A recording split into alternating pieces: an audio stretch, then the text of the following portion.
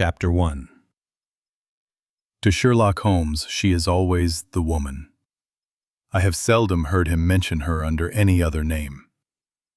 In his eyes, she eclipses and predominates the whole of her sex. It was not that he felt any emotion akin to love for Irene Adler.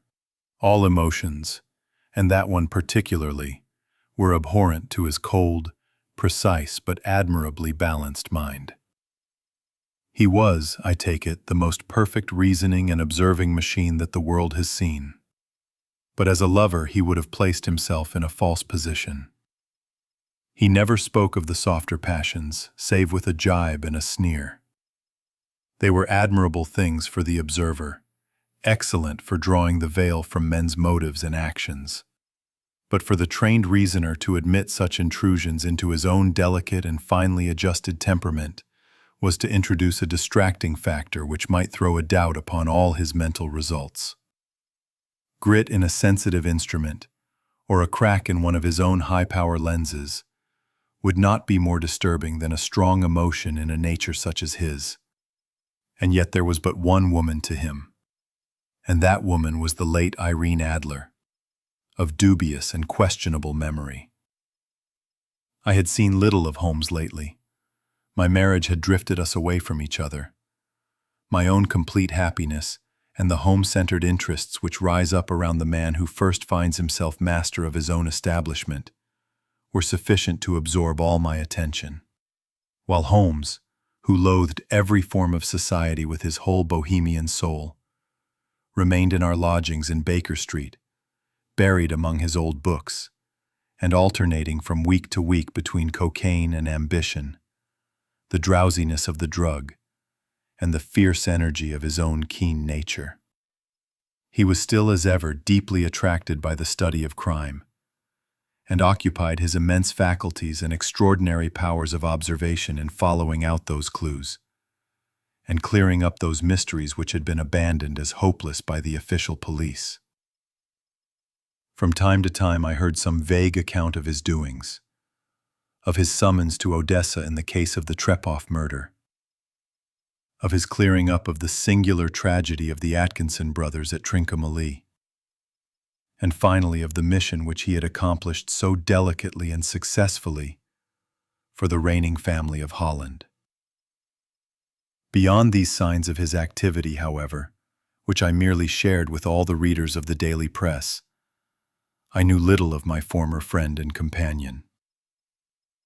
One night, it was on the 20th of March, 1888, I was returning from a journey to a patient, for I had now returned to civil practice, when my way led me through Baker Street. As I passed the well-remembered door which must always be associated in my mind with my wooing, and with the dark incidents of the study in scarlet, I was seized with a keen desire to see Holmes again, and to know how he was employing his extraordinary powers. His rooms were brilliantly lit, and even as I looked up, I saw his tall, spare figure pass twice in a dark silhouette against the blind. He was pacing the room swiftly, eagerly, with his head sunk upon his chest and his hands clasped behind him. To me, who knew his every mood and habit, his attitude and manner told their own story. He was at work again. He had risen out of his drug-created dreams and was hot upon the scent of some new problem.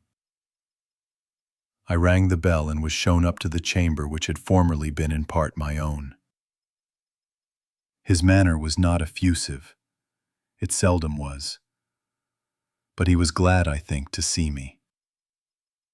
With hardly a word spoken, but with a kindly eye, he waved me to an armchair, threw across his case of cigars, and indicated a spirit case and a gasogene in the corner. Then he stood before the fire and looked me over in his singular, introspective fashion. "Wedlock suits you," he remarked. "I think, Watson, that you have put on 7.5 pounds since I saw you." 7! I answered. "Indeed, I should have thought a little more. Just a trifle more, I fancy, Watson. And in practice again, I observe. You did not tell me that you intended to go into harness. Then how do you know? I see it. I deduce it. How do I know that you have been getting yourself very wet lately, and that you have a most clumsy and careless servant girl? My dear Holmes, said I, this is too much. You would certainly have been burned had you lived a few centuries ago. It is true that I had a country walk on Thursday, and came home in a dreadful mess. But as I have changed my clothes, I can't imagine how you deduce it. As to Mary Jane, she is incorrigible, and my wife has given her notice. But there again, I fail to see how you work it out. He chuckled to himself and rubbed his long, nervous hands together. It is simplicity itself, said he. My eyes tell me that on the inside of your left shoe, just where the firelight strikes it, the leather is scored by 6 almost parallel cuts. Obviously, they have been caused by someone who has very carelessly scraped round the edges of the sole in order to remove crusted mud from it. Hence, you see, my double deduction that you had been out in vile weather, and that you had a particularly malignant boot-slitting specimen of the London slavey. As to your practice, if a gentleman walks into my room smelling of iodoform, with a black mark of nitrate of silver upon his right forefinger, and a bulge on the right side of his top hat to show where he has secreted his stethoscope, I must be dull indeed, if I do not pronounce him to be an active member of the medical profession. I could not help laughing at the ease with which he explained his process of deduction. When I hear you give your reasons, I remarked, the thing always appears to me to be so ridiculously simple that I could easily do it myself, though at each successive instance of your reasoning I am baffled until you explain your process. And yet I believe that my eyes are as good as yours. Quite so, he answered, lighting a cigarette and throwing himself down into an armchair. You see, but you do not observe. The distinction is clear. For example, you have frequently seen the steps which lead up from the hall to this room. Frequently? How often? Well, some hundreds of times.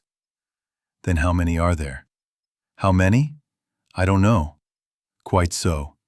You have not observed. And yet you have seen. That is just my point. Now, I know that there are 17 steps because I have both seen and observed. By the way, since you are interested in these little problems, and since you are good enough to chronicle 1 or 2 of my trifling experiences, you may be interested in this. He threw over a sheet of thick, pink-tinted notepaper which had been lying open upon the table. It came by the last post, said he. Read it aloud. The note was undated, and without either signature or address. There will call upon you tonight, at 7:45, it said, a gentleman who desires to consult you upon a matter of the very deepest moment. Your recent services to one of the royal houses of Europe have shown that you are one who may safely be trusted with matters which are of an importance which can hardly be exaggerated. This account of you we have from all quarters received. Be in your chamber then at that hour, and do not take it amiss if your visitor wear a mask. This is indeed a mystery, I remarked. What do you imagine that it means? I have no data yet. It is a capital mistake to theorize before one has data. Insensibly, one begins to twist facts to suit theories, instead of theories to suit facts. But the note itself, what do you deduce from it? I carefully examined the writing, and the paper upon which it was written. The man who wrote it was presumably well-to-do, I remarked, endeavoring to imitate my companion's processes. Such paper could not be bought under half a crown a packet. It is peculiarly strong and stiff. Peculiar, that is the very word, said Holmes. It is not an English paper at all. Hold it up to the light. I did so, and saw a large E with a small g, a P, and a large G with a small t woven into the texture of the paper. What do you make of that? asked Holmes. The name of the maker, no doubt, or his monogram, rather. Not at all. The G with the small t stands for Gesellschaft, which is the German for company. It is a customary contraction like our COP. P, of course, stands for papier. Now for the EG. Let us glance at our Continental Gazetteer. He took down a heavy brown volume from his shelves. Eglinitz. Here we are. Egria. It is in a German-speaking country, in Bohemia, not far from Carlsbad. Remarkable as being the scene of the death of Wallenstein, and for its numerous glass factories and paper mills. Ha ha ha, my boy, what do you make of that? His eyes sparkled, and he sent up a great blue triumphant cloud from his cigarette. The paper was made in Bohemia, I said. Precisely. And the man who wrote the note is a German. Do you note the peculiar construction of the sentence? This account of you we have from all quarters received. A Frenchman or Russian could not have written that. It is the German who is so uncourteous to his verbs. It only remains, therefore, to discover what is wanted by this German who writes upon Bohemian paper and prefers wearing a mask to showing his face. And here he comes, if I am not mistaken, to resolve all our doubts. As he spoke, there was the sharp sound of horses' hoofs and grating wheels against the curb, followed by a sharp pull at the bell. Holmes whistled. "A pair by the sound," said he. "Yes," he continued, glancing out of the window. "A nice little brougham and a pair of beauties, 150 guineas apiece. There's money in this case, Watson, if there is nothing else. I think that I had better go, Holmes." "Not a bit, Doctor, stay where you are. I am lost without my Boswell, and this promises to be interesting. It would be a pity to miss it."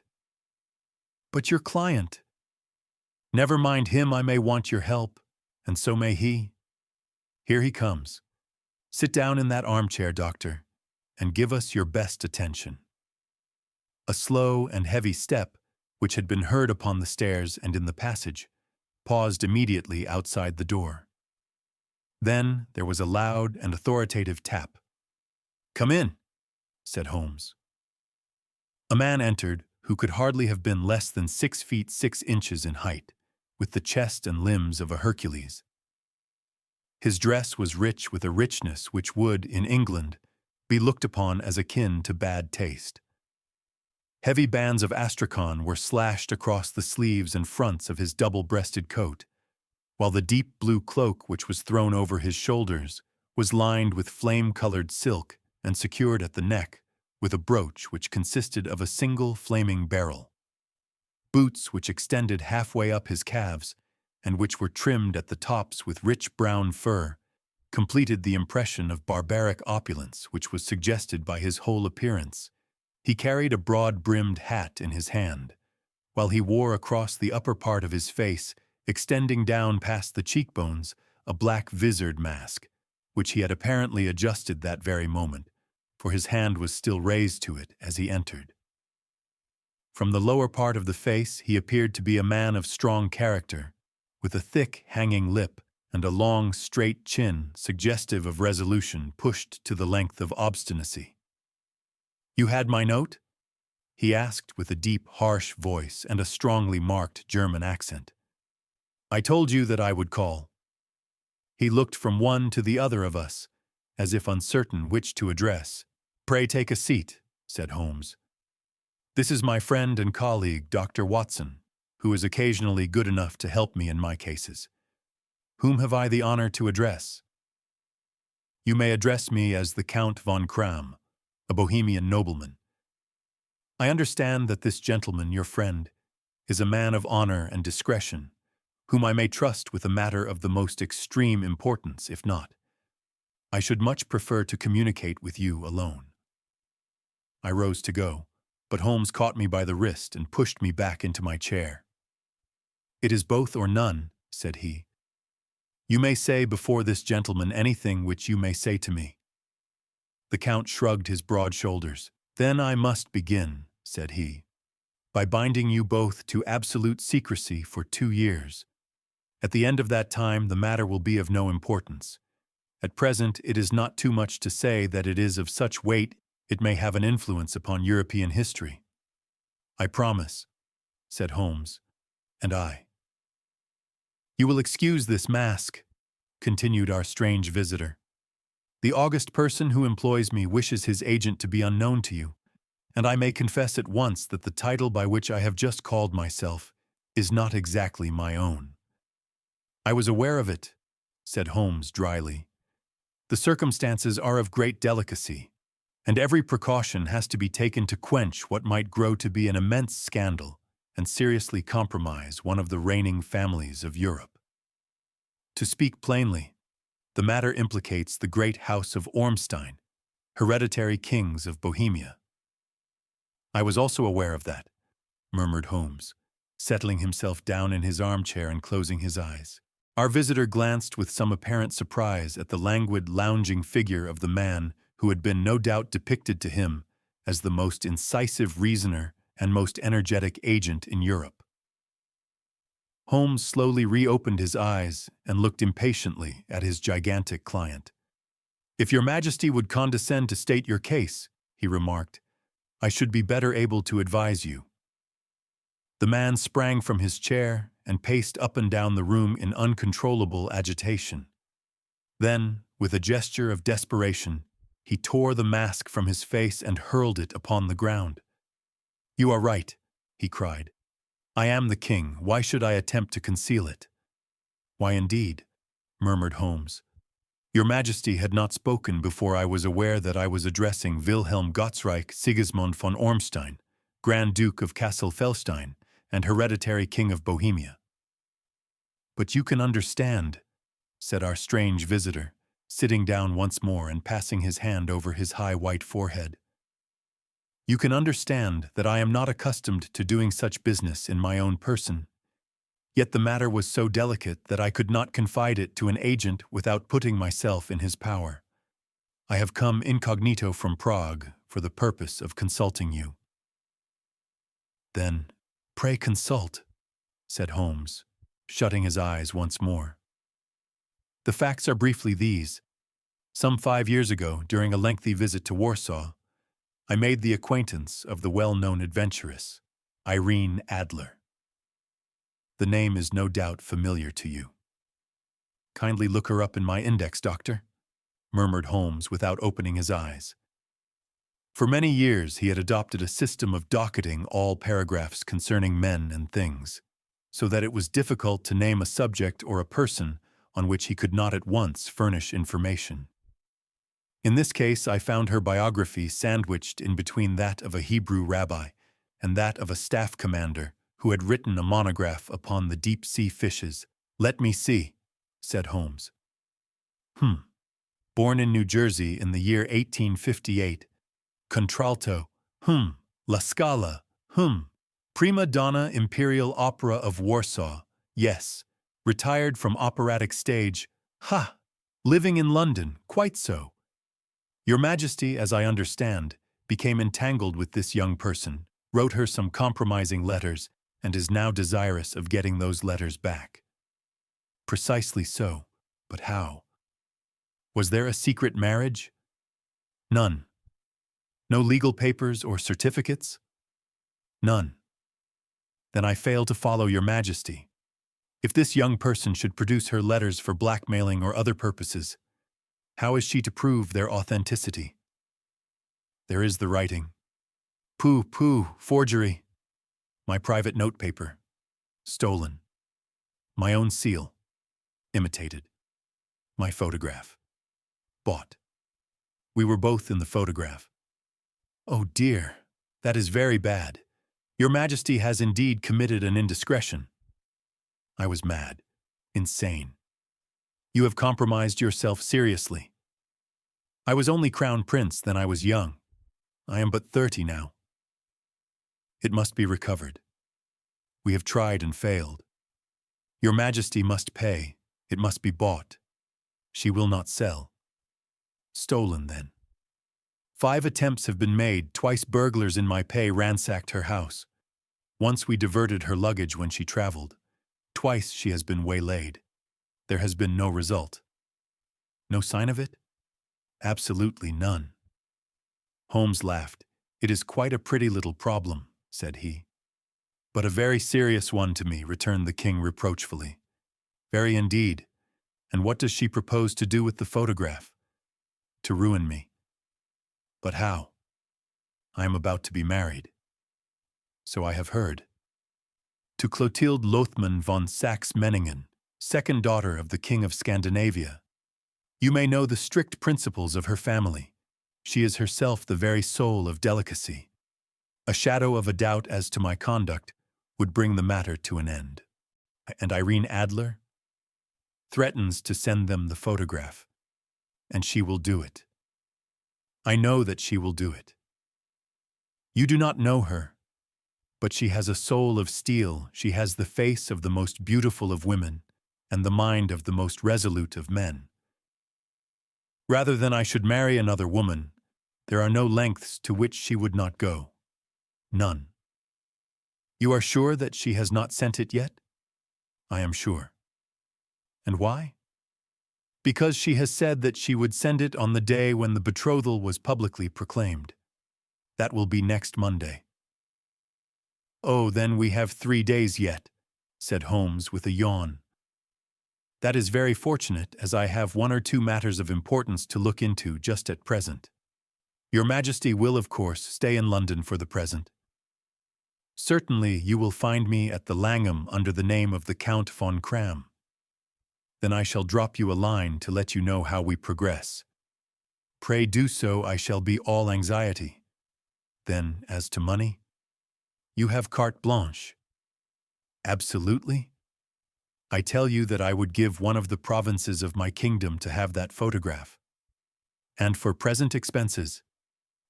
The king took a heavy chamois leather bag from under his cloak and laid it on the table.